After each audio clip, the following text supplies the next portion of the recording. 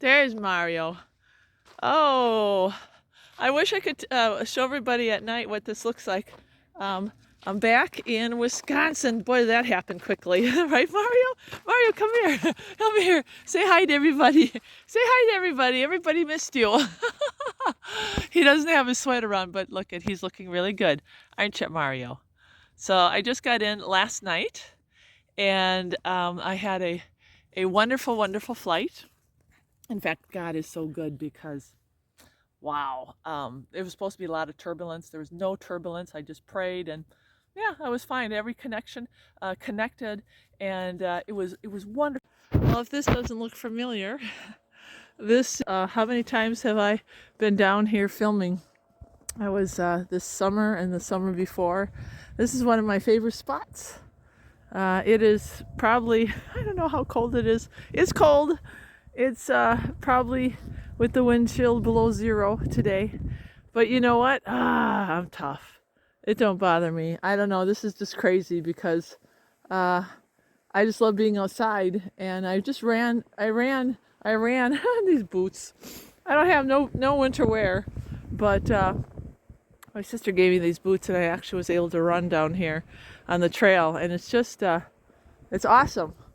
But I just thought I'd show you a little bit of Wisconsin with the. And so this is war. We've got how many times have we declared war? We got the Queens, they flipped it to Jokers, and then they flipped it to the Six, and now we're gonna see the look at the professional gambler. What'd you get? Queen and King.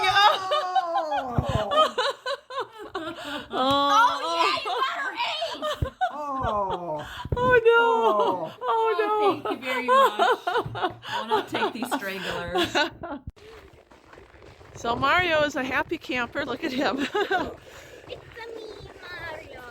And as I was saying, I got in not too long ago, a couple days ago, and we got beautiful snow. Look at that. And there wasn't snow for quite a while, so it finally started snowing. When I left Idaho, this is actually beautiful because Idaho doesn't have any snow right now. It actually has about 50-degree weather, and Bulbs on it. Yeah, mine are just different. did you put any makeup on Mom yet? No, not yet. Wow, this is without makeup? Yeah, Mom's beautiful. She looks, I mean, she cleans up pretty darn good. Yep, she certainly does. Yeah. Yeah, I know. Sophia. Yeah, I know. Mom, can you wash my hair for me? Like, Wow. show me. Wow, you look. How old are you again? How old are you? 83. You can't be 83. That's just impossible. You see how good she looks? She don't even have any makeup on. Yeah, I know. Oh, Chrissy's got the whole palette out now. Oh boy, yeah. So there's Mario with his girlfriend. Are you the girlfriend, Lucy? You the girlfriend, Lucy? Let me say hi to Mario. You go kiss him. Is that your boyfriend, Lucy? Right, Mario? Yeah. And there's, look at that. I need a makeover. You do, yeah. Except I don't wear makeup. Not anymore. You don't wear makeup anymore? No, I just a flavor of me being home so far. My mom, and you got to see Mario, and now tonight, well, it's tonight, but you'll probably see this hopefully on Christmas Day sometime if I can get it uploaded. I really want to share the devotional that the Lord brought me this morning. And you know, people are going to church and they're listening to the sermon about Mary and Joseph, and I really liked this very timely devotion because it really puts us in the shoes of Mary and the faith she had to have, both of them, during this time of, you know, here she's pregnant and there's such uncertainty in her life. There's uncertainty. She doesn't, you know, it's like she really doesn't know what the next step is. She really doesn't know what the Lord is going to do in her life. She just trusts. So I like this devotion And I really think it's timely because, well, it obviously is timely for me in my life. The Lord is making some major changes again. And, you know, if you think about our walk as believers, well, it certainly isn't a stagnant walk as you've followed my life. It's one that is ever changing. And why is it ever changing? Well, it's ever changing because the Lord is working on our character. He is trying to reshape, remold, and transform our lives. And you know, when you think about him being the hands on the piece of clay, you know, that potter, right? Does that wheel ever stop turning?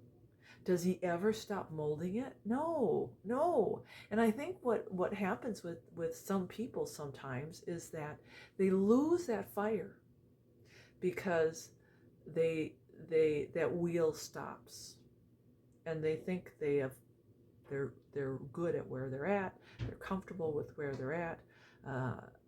They think they've graduated. Maybe there is no graduating in this walk with the Lord. I'm going to tell you this right now. There is no graduating because we are always called to a higher level, a higher standard, more maturity, more truth, and more seeking of his character. We should never stop trying to obtain that. And it is possible. People don't think it's possible to be like Christ, but it is. And there is scripture after scripture that explains that we can obtain that state where we are found without guile in our mouth, where we are found to be blameless. Doesn't mean we're not going to slip up and fall, but we really can be transformed. I'm walking by faith and not by sight. So this morning when I open up my devotional and I'm asking the Lord, you know, just confirm and convict and confirm. And there's nothing wrong with asking the Lord, what is your will? What are you trying to show me? Show me, make it big, put the neon sign in front of me. Don't be afraid to ask the Lord, because he wants you to walk in unity with him. He wants you to understand what his will is. But you know, this is the thing. It does take some maturity, and it does take some discernment. And the discernment isn't man's discernment, it's God's discernment. You know, our heart above all is deceitful. We cannot trust it. And sometimes we try to figure out things ourselves. We try to plan. We try to orchestrate. We try to manipulate sometimes circumstances and people, and it doesn't work. We really have to lay our heart at the foot of the cross. And we have to be willing to take all of us and surrender. And I mean really surrender. And we need to stop looking back. And we need to stop owning our brokenness from before. And we need to realize that the light is now on us and it's powerful. And the Lord wants to illuminate our walk. He wants to move us forward. He wants to use us in a big way. And we need to allow him. That's the other key. We need to allow him to do his will in our life. Because if we don't allow him, his will cannot be done. So there is that surrender. And there is a sacrifice because we are denying ourselves. But it's beautiful to deny ourselves. It really is, because the more I deny myself, the more he can do his will, and the more fulfilled I am, and the more filled with peace and love and joy I feel. The Lord never gets it wrong. And I never thought I'd come from back here all the way here. And it has not been easy, and it's still very, very difficult. But he always makes up for the difficult part. Always, always, always. But we have to believe. And that's the key. Do you believe what the Lord is doing in your life? Do you believe that he can lead you? Are you willing to believe